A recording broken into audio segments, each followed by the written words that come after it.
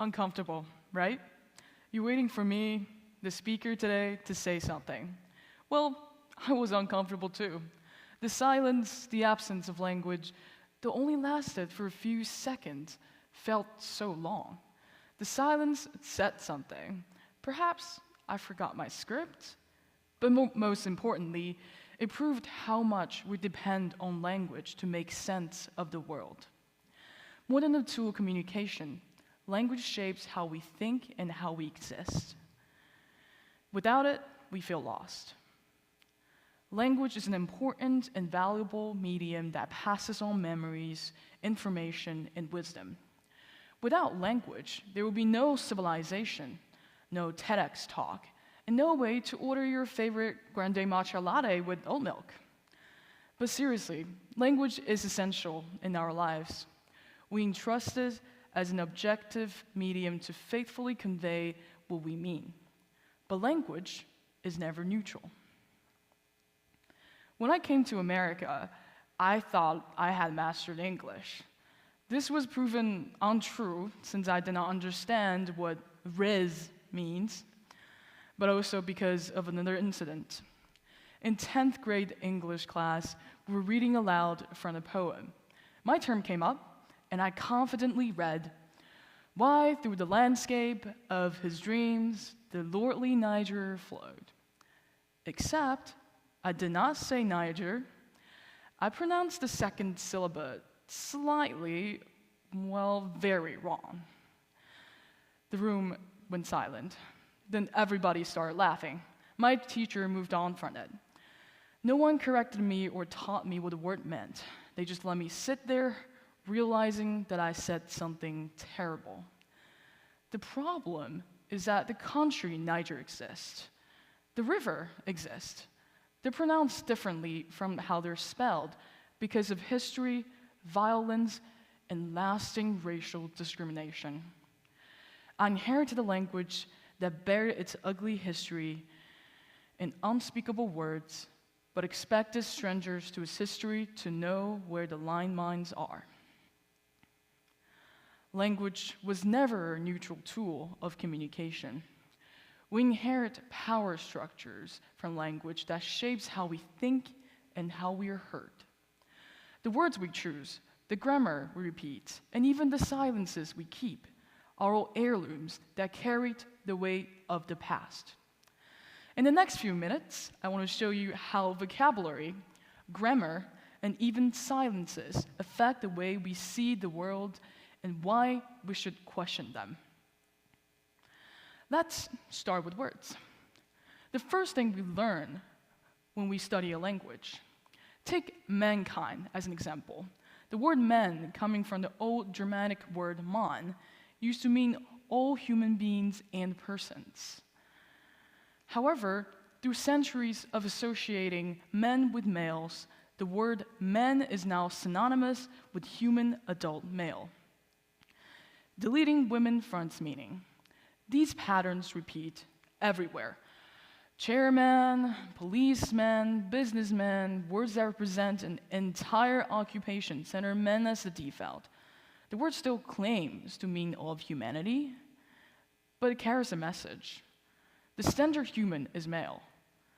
Everyone else is a variation. Half of humanity is thus linguistically erased.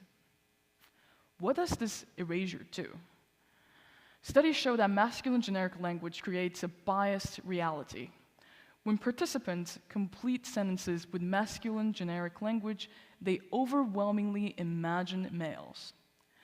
A 2013 study found that when German-speaking children were shown job titles in masculine form versus gender-inclusive forms, they thought there were fewer women in these roles and also thought women were less likely to succeed. The children also rated occupation described by masculine terms as more difficult and less capable of doing them themselves. The consequences of biases extend to the real world. Research analyzing job advertisement found that masculine language in job postings correlates with fewer women applicants. A PNAS research shows that women are 6% less likely to apply for jobs with gendered language and apply to 20% fewer jobs overall. Gender bias is just one dimension. Linguist George Lakoff argues in Metaphors We Live By that the metaphors used in everyday language shape how we understand reality. Consider thug. Originally a Hindi word referring to a group of criminals in colonial India, the term now functions as a racial code word. According to a study by Cynthia Frisbee on media coverage of shootings, the word thug appeared disproportionately when covering Black and Hispanic shooters, while white shooters were 75% more likely to be described with terms like heroes or mentally ill. Just like this, our society is shaped by biases about which group is humanized and which group is reduced to threats. Vocabulary doesn't just reflect reality, it creates it. By reiterating words that carry hidden biases, we reinforce the hierarchies they imply. When people become stereotypes in our language, they become stereotypes in our minds, and eventually in our actions. After learning what words mean, we learn how they fit together with grammar. Tenses, conjugations, pronouns, all of which are embedded grammatical rules we don't challenge. George Orwell wrote in 1984, "He who controls the past controls the future. He who controls the present controls the past." Ironically, the phrase that aims to expose the government's manipulation of history normalizes the very manipulation of power by making he the only possible actor, eliminating women from being a possible agent. The US Constitution, too, refers to all government officers with the pronoun he. Romance languages further entrench the systematic erasure of women. Picture 99 women and 1 man in the room. In French, you must say il. In Spanish, ellos. In Italian, elles. The grammar rules that a single man outweighs 99 women in determining how we refer to a group. This male as norm principle exists in almost every Indo-European language because mixed gender pronouns always merge with the male pronouns. This grammatical rule reinforces the notion that male is the unspecified universal human category, while female is the specified exception. Standard grammar also polices minority dialects. African American vernacular English has systematic rules, such as copula absence and the habitual be. They aren't errors or corruptions of proper English, but dialects with precise rules. However, despite being in systematic dialect spoken by more than 80% of African Americans, it's dismissed as slang or broken English. Social linguist John Bowell calls this linguistic profiling. AAVE speakers face this discrimination in workplaces, housing, and schools. For instance, research shows students who speak AAVE are referred to special education 6.5 times more frequently than students who speak mainstream American English, even when displaying identical behaviors. We learn grammatical rules young, and by the time we're old enough to ask why, the structure's already wired into our thinking. The norm of masculine pronouns, passive tenses, the discrimination against non-standard dialects.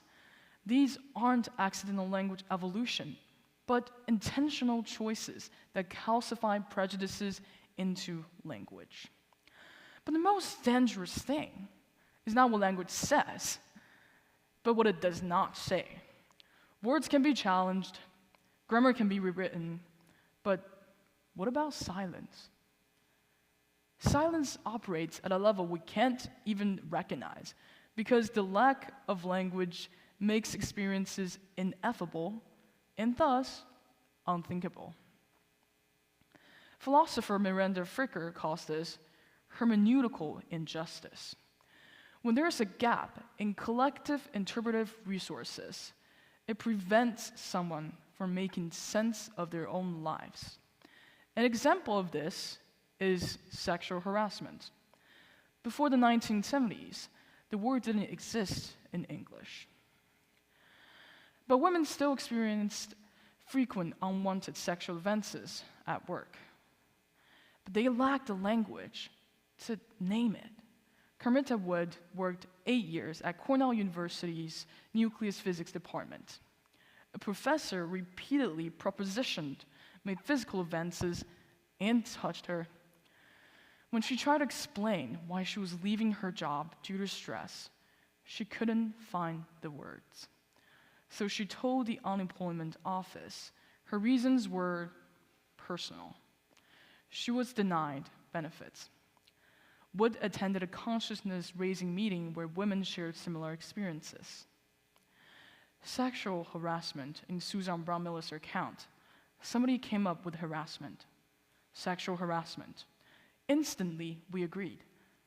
That's what it was. The moment a concept existed, women could finally understand their own experiences. The pattern continues. Consider how long it took gaslighting, emotional labor, or microaggression to enter the dictionary. Before these terms exist, people experienced these things, but they couldn't name them, couldn't get others to take them seriously, couldn't even convince themselves their experiences were valid. The language gap made injustice invisible and thus non-existent. And who knows how many words are still out there? The danger of silence extends far beyond that.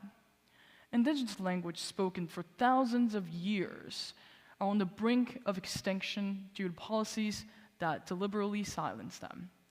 When a dialect or a language is silenced, the people who speak it are silenced.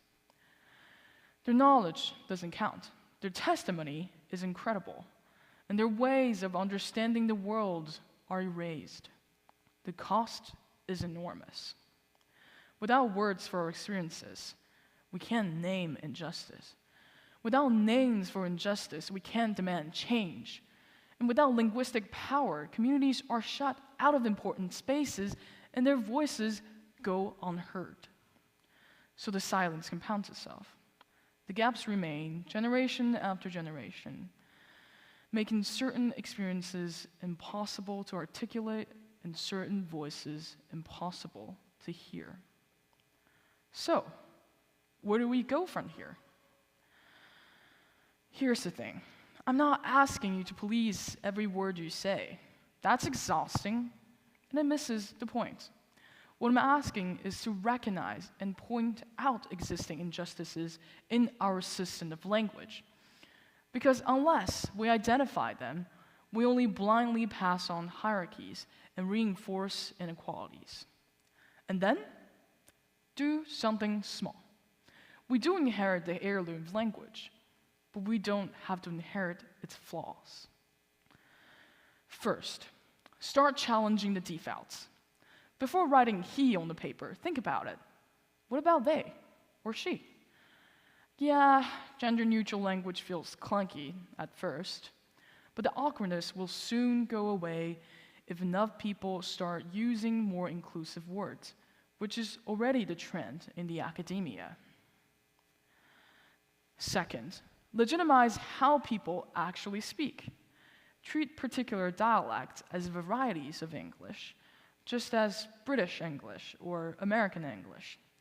When someone's way of speaking is dismissed as improper, say something. Third, speak out loud. Be aware of the silence and create words for what's missing. So pay attention when you are uncomfortable and try to articulate that feeling. If others experience unfairness, they can articulate, lend a helpful ear, try to understand, and help them find the language.